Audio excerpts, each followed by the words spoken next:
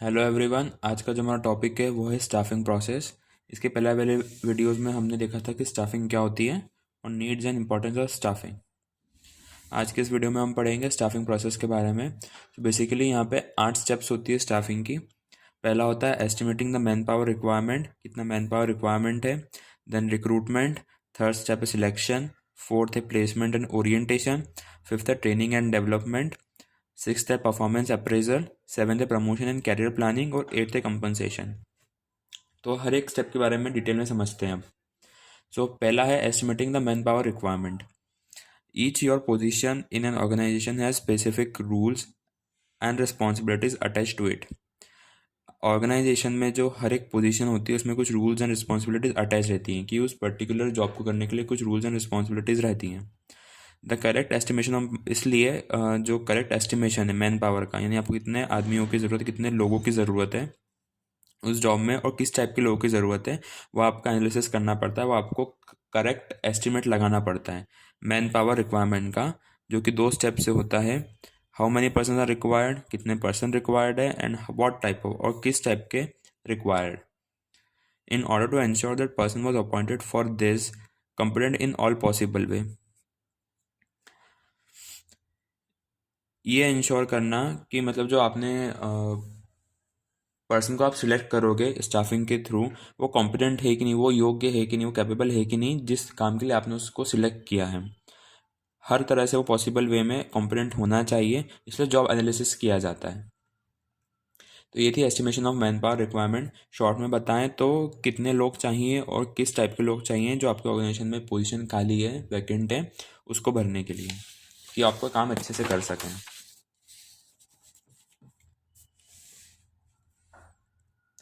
Then second है recruitment. Recruitment may be defined as a process of searching for prospective employees and stimulating them to apply for the job within organization. Recruitment एक ऐसी process है जिसमें आप prospective employees को ढूंढते हो, यानी जो आपके फ्यूचर में आपके एम्प्लॉयज़ काम करने वाले हैं या उनमें से बन सकते हैं, तो उन लोगों को ढूंढते हो। Searching for the prospective employees and stimulating them मतलब उनको इन्फ्लुएंस करके लेके आना या फिर उनको अर्ज लाइक स्टिमुलेट करना, ताकि वो जॉब पोजीशन के लिए अप्लाई करें आपके ऑर्गेनाइजेशन में। Recruitment is considered to be positive process as it lead to the creation of all applicants. Recruitment एक पॉजिटिव प्रोसेस होती है क्योंकि इसमें जितने भी एप्लीकेंट्स होते हैं उनका क्रिएशन होता है, मतलब जितने भी एप्लीकेंट्स होते हैं वो लोग आते हैं, वो सब लोग अप्लाई कर सकते हैं। इसमें कुछ नेगेटिव चीज़ नहीं होती है, सब पॉजिटिव एस्पेक्ट से आते हैं, इसलिए इसको पॉजिटिव प्रोसेस ही कहा जाता है। An organization decided to fill the vacant job position either through internal sources और एक्सटर्नल सोर्सेज। कोई भी ऑर्गेनाइजेशन डिसाइड करती है कि जो भी वैकेंट पोजीशन है, वैकेंट जॉब पोजीशन है, या तो वो इंटरनल सोर्स के थ्रू भरेगी या वो एक्सटर्नल सोर्स के थ्रू भरेगी। The method of internal sources of is removing employees for example like promotion and transfer, या तो प्रमोशन एंड ट्रांसफर्स के थ्रू उनको जो जॉब पोजीशन जो खाली है उनको या तो प्रमोट करेगी या ट्रांसफ़र करेगी ऑर्गेनाइजेशन के अंदर जो एम्प्लॉयज़ काम कर रहे हैं।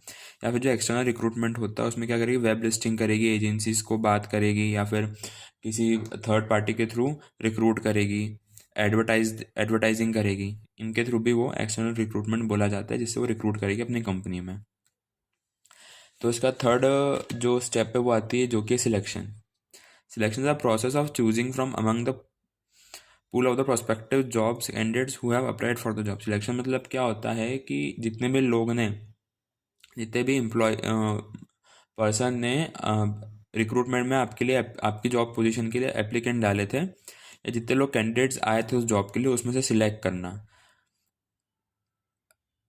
कि कौन सा सही रहेगा आपकी जॉब की पोजीशन के according. Selection process in general include a series of stamp that preliminary screening, selection test, employees interview, reference and background checking, selection decision, medical checkup, job offer and letter of appointment. Selection एक ऐसी process होती है इसमें generally include क्या क्या होता है, preliminary screening होती है, फिर कुछ टेस्ट देने पड़ते हैं, फिर एम्प्लॉय का इंटरव्यू होता है, उसका रेफरेंस देखा जाता है, बैकग्राउंड चेक करते हैं उसको। सिलेक्शन डिसीजन था कि भैया इसको सिलेक्ट कर लें, इन सब के बाद वो डिसाइड करते हैं कि हाँ चेक कर लेते हैं। इसका मेडिकल चेकअप भी होता है कुछ जॉब पोजीशंस में, और फिर जॉब ऑफर करते हैं और लेटर ऑफ अपॉइंटमेंट देते हैं। तो सिलेक्शन का बेसिकली मतलब ये होता है कि जो रिक्रूटमेंट में जितने भी एप्लीकेंट्स आए थे, जिन भी लोगों ने अप्लाई किया था जॉब पोजीशन के लिए, उसमें से बेस्ट को चूज़ करना अकॉर्डिंग टू द रिक्वायरमेंट। उनके लिए सारी सारी स्टेप से निकलना होता है। सिलेक्शन की भी एक पूरी प्रोसेस होती है 7 से 8 स्टेप्स की, उसको हम नेक्स्ट वीडियो में डिटेल में पढ़ेंगे। इसके बाद होता है placement and orientation. Once an employee has been selected for specific job position, placement he is expected to place at it.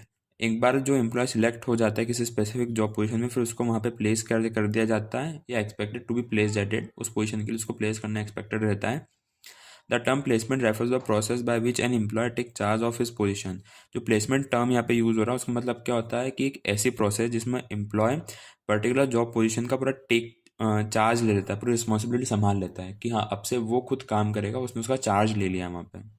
At the same time, the process of orientation is important in order to familiarize the new employees with the various aspects related to the organization।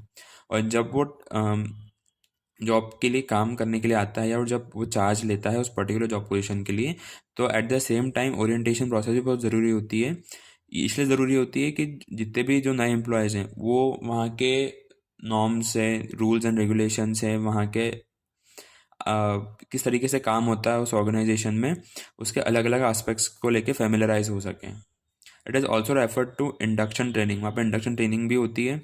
On the initial days of joining the employees are appraised about the organization, its rules and regulation. वही rules and regulation के बारे में बताया जाता है। Also they are introduce to their seniors and colleagues. Colleagues और seniors से भी इंट्रोड्यूस करते हैं, उनको फेमिलर करते हैं अलग अलग प्लेसेस से। लाइक जैसे कोई बड़ी कंपनीज होती हैं और बहुत सारे एरियाज़ बने होते हैं अलग अलग, या वर्क प्लेसेस होती है, जैसे कैफेटेरिया हो गया, कॉन्फ्रेंस हॉल, बोर्ड रूम, ऐसे बहुत सारी चीज़ें होती हैं। तो उन सब चीज़ों से उसको फेमिलियर किया जाता है। In order to create a positive impact on the new joiner, it is important that orientation program are well design.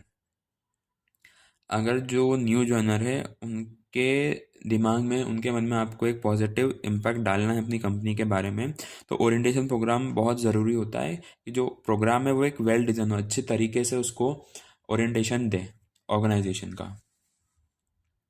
Then fifth step आती है training and development. Training is an act of an increasing the knowledge and skills of an employee for doing a particular job. Training मतलब क्या होता है?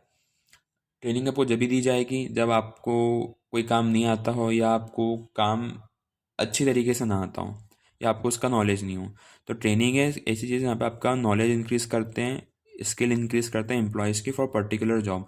उस काम को करने के लिए एम्प्लॉयज़ के पास नॉलेज नहीं होता है, स्किल्स नहीं होती, इसलिए उसको ट्रेनिंग दी जाती है। Training should be provided to both old and new employees in order to add the value to their performance. ऐसा नहीं कि जो नया ज्वाइन करेगा उसी को ट्रेनिंग की ज़रूरत होती है। ओल्ड एम्प्लॉयज़ को भी देते हैं, न्यू एम्प्लॉयज़ को भी देते हैं, ताकि वो अपनी परफॉर्मेंस में वैल्यू ऐड कर सकें, परफॉर्मेंस अच्छे से बढ़ा सकें, अच्छे कर सके परफॉर्मेंस को अपनी। Training proves to be beneficial in multiple ways both for an employees and for the organisation. An organisation में use a combination of both on the job and off the job training method in order to impart training and encourage development of its employees. जो training होती है वो beneficial होती है multiple ways में, बहुत तरीके से बेनिफिशियल होती है ट्रेनिंग, एम्प्लॉयज़ के अकॉर्डिंग भी और ऑर्गेनाइजेशन के पॉइंट ऑफ व्यू से भी देखा है, दोनों के लिए बहुत बेनिफिशियल है। ऑर्गेनाइजेशन ऑन द जॉब भी ट्रेनिंग दे सकता है, ऑफ द जॉब ट्रेनिंग दे सकता है, या मिक्स भी दे सकता है, ताकि ट्रेनिंग अच्छे से हो सके और वो एम्प्लॉयज़ को एनकरेज कर सके डेवलपमेंट के लिए, ग्रोथ के लिए, ताकि वो और अच्छे से काम करें। तो जो ऑन द जॉब ट्रेनिंग और ऑफ द जॉब ट्रेनिंग है वो हम नेक्स्ट वीडियो में पढ़ेंगे। इसका भी एक पूरा अलग से डिटेल वीडियो बनाया है मैंने। Development is much a better term as compare to training because it seems to improve upon an individual in all spheres to be it human or technical and fosters their growth। जो development word है वो बहुत wider term है as compare to training. Training में बहुत छोटा term होता है कि आप स्पेसिफिक जॉब पोजीशन के उसको ट्रेन कर रहे हो, उसको नॉलेज दे रहे हो, उसको स्किल्ड बना रहे हो। जबकि जो डेवलपमेंट होता है इसका मतलब ये होता है कि इम्प्रूव करना हर एस्पेक्ट में, किसी भी इंडिविजुअल को हर एस्पेक्ट में हर तरीके से इम्प्रूव करना, भले वो एज अ ह्यूमन हो, टेक्निकल हो, किसी भी एस्पेक्ट में हो, डेवलप करना, ग्रोथ करना, ताकि वो अच्छे से ग्रोथ कर सके। ये होता है ट्रेनिंग एंड डेवलपमेंट। फिर आता है सिक्स्थ परफॉर्मेंस अप्रेजल। इसका एक पूरा डिटेल वीडियो बना दिया है मैंने, उसमें आप समझ सकते हैं। शॉर्ट में समझाएं तो परफॉर्मेंस अप्रेजल मतलब ये होता है कि इवेल्युएट करना कि एम्प्लॉय कैसा काम कर रहा है। आपने उसको रिक्रूट करा, आपने सिलेक्ट करा, ओरिएंटेशन दिया, देन आपने उसको ट्रेनिंग भी दी, डेवलपमेंट हुआ उसका, फिर वो इन सब प्रोसेस के बाद वो काम कैसे कर रहा है, जो भी काम कर रहा है किस तरीके से कर रहा है, सही है गलत है, उसकी पूरी रिपोर्ट बनाना। हो सकता है सीनियर्स बनाए, सेल्फ अप्रेजल्स भी होता है, उसके कलीग्स भी हो सकते हैं जो उसको बताएं कि तू कैसा काम कर रहा है, सही कहाँ है गलत कहाँ है। तो इन सब एस्पेक्ट में होता है परफॉर्मेंस अप्रेजल। बेसिकली फीडबैक होना कि आप कैसा काम कर रहे हो या कोई भी एम्प्लॉय कैसा काम कर रहा है, उसको बोलते हैं performance appraisal.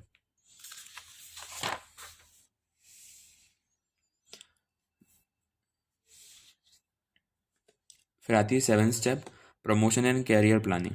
Every employee aspires to rise high in his career and promotions are a fundamental part of persons career. हर एम्प्लॉय का ये रहता है कि वो जिस भी जॉब के लिए जा रहा है, जिस भी कंपनी में जा रहा है, वहाँ पे उसका कैरियर, अब ऑब्वियसली वो अपने करियर को इम्प्रूव करने के लिए जा रहा है, तो जो पॉसिबल होता है प्रमोशन। प्रमोशन के थ्रू कि भाई आप इम्प्रूव करो, आपने अच्छा काम किया, प्रमोट होगा, आपकी सैलरी बढ़ेगी, आपको अथॉरिटी ज़्यादा मिलेगी, रिस्पॉन्सिबिलिटीज़ भी आती है साथ साथ में। तो प्रमोशन जो है बहुत इंपॉर्टेंट रोल प्ले करता है कैरियर प्लानिंग में। Promotion proves to be beneficial for an employee in many ways. It does not only increase his status in the organization but also provide monetary gains in terms of higher pay package and other perks and benefit. जैसे मैंने बताया था कि promotion होगा तो सिर्फ उसका status ही नहीं बढ़ेगा, उसके पास रिस्पॉन्सिबिलिटीज़ आएंगी, मॉनेटरी गेन होगा उसको in terms of high package, और कुछ पर्क्स एंड बेनिफिट्स भी मिलेंगे। Furthermore it goes a long way in boosting the confidence and morale of the employee and promoting the loyalty towards the organisation.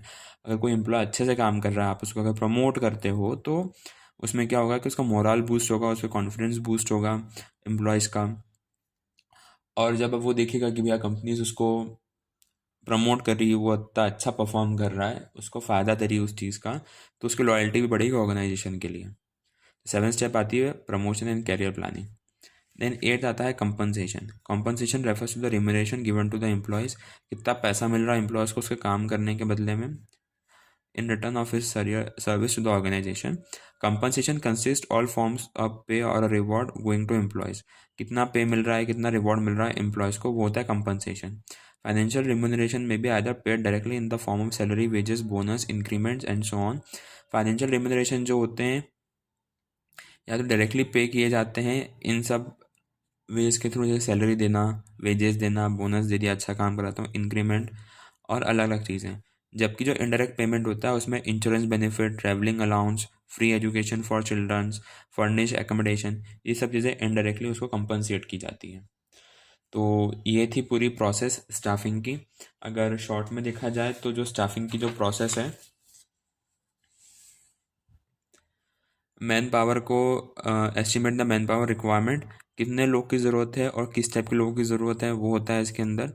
आपने जब ये estimate कर लिया तो फिर आप एप्लीकेंट्स बुलाते हैं रिक्रूटमेंट के लिए, एडवर्टीजमेंट देते हो, थर्ड कंपनी के थ्रू आप रिक्रूटमेंट करते हो, बहुत सारे एप्लीकेंट्स आते हैं, कैंडिडेट्स आते हैं अपना एप्लीकेशन लेके, रिज्यूमे लेके, फिर उसमें से आप सिलेक्ट करते हो जो कि आपकी जॉब पोजीशन के लिए सही रहेगा, फिर उनको प्लेस करते हो कि भाई आपको पोजीशन दी जाती है, आप प्लेस हो चुके हो, ऑफर लेटर दिया जाता है और फिर उनको ओरिएंटेशन देते हैं। ओरिएंटेशन मतलब होता है फैमिलियर करना पूरे ऑर्गेनाइजेशन के बारे में, वहाँ के एनवायरनमेंट के बारे में, रूल्स एंड रेगुलेशंस के बारे में, कली और कहाँ पे कैसा क्या काम होता है उसके बारे में फैमिलियर करना, वो होता है ओरिएंटेशन। जब वो प्लेस हो गया, आपने उसको ओरिएंटेशन दिया, तो हो सकता है जो ट्रेनिंग एंड डेवलपमेंट उसको लगे, रिक्वायर्ड हो, क्योंकि कोई भी पर्सन पूरा स्किल्ड नहीं होता है। उसको स्किल, आपको अगर किसी भी काम को करवाना है तो आपको स्किल्ड लेबर चाहिए, स्किल्ड पर्सन चाहिए, स्किल्ड एम्प्लॉयज़ चाहिए। तो भले ही ओल्ड हो या न्यू हो, तो ट्रेनिंग एंड डेवलपमेंट प्रोवाइड करवाओ ताकि वो इफिशिएंटली इफेक्टिवली काम कर सके आपके लिए। फिर वो किस तरह से काम कर रहा है उसको परफॉर्मेंस अप्रेजल दो, अच्छा काम कर रहा है तो अच्छा, या फिर बुरा काम कर रहा है, कहीं दिक्कत आ रही है तो उसको बताओ कि कहाँ कहाँ पे दिक्कतें आ रही है, तो वो फीडबैक दो, बेसिकली रिव्यू दो ताकि वो और इम्प्रूव कर सके। अगर वो अच्छा काम कर रहा है तो उसको प्रमोशन दो। ऑब्वियसली कोई भी एम्प्लॉय जा रहा है तो अपने करियर के अकॉर्डिंग रहा है कि अपने करियर में वो आगे बढ़ सकें, तो प्रमोशन बहुत इंपॉर्टेंट रोल प्ले करता है कि वो अच्छा काम कर रहा है तो आपने उसको प्रमोशन दिया। देन कंपनसेशन, कि आप उसको पे कर रहे हो, उसने तो सब प्रोसेस तो कर लिया, काम कर रहा है, करियर प्लानिंग करी, प्रमोशन भी हो गया उसका, तो वो किस लिए काम कर रहा है, कंपनसेशन के लिए काम कर रहा है एट द एंड। ये दो टाइप के होते हैं, डायरेक्टली और इनडायरेक्टली। डायरेक्टली में सैलरी, वेजेस, बोनस, इंक्रीमेंट इस वे में आता है। इनडायरेक्टली जो होते हैं वो होते हैं फर्निश अकोमोडेशन देना, हेल्थ बेनिफिट देना, इंश्योरेंस बेनिफिट देना, ट्रैवलिंग अलाउंस देना, थोड़ी बहुत छुट्टियां दे देना उनको। ये चीज़ आती है कंपनसेशन में। तो ये जो थी पूरी प्रोसेस थी स्टाफिंग प्रोसेस।